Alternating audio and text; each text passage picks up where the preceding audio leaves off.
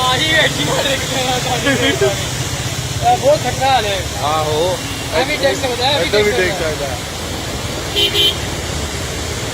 ਕਿੰਨਾ ਕਿ ਗਹਿਰਾ ਹੈਗਾ ਬਹੁਤ ਉਹ ਦੇਖੋ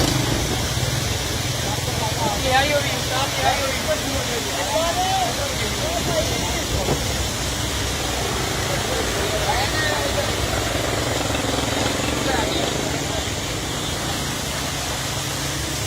ਕਿਤੇ ਵੀ ਦੇਖ ਸਕਦਾ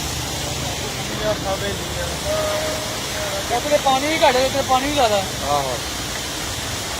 ਨਰਮ ਮਿੱਟੀ ਪਾਈ ਹੈ ਨਾ ਸਖਤ ਨਹੀਂ ਕੀਤੀ ਤੇ ਪੁਲ ਜਾ ਕਿੱਧਰ ਨੂੰ ਰਿਹਾ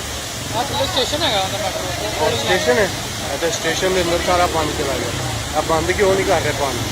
ਪਾਣੀ ਕਹਿੰਦੇ ਬੰਦ ਹੋ ਗਿਆ ਪਾਣੀ ਮਿੱਟੀ ਮੁੱਟੀ ਪਾਣ ਨਾ ਨਹੀਂ ਹੋਣਾ ਉਹ ਪਾਣੀ ਬਾਰਿਸ਼ ਤੇਜ਼ ਹੋ ਗਈ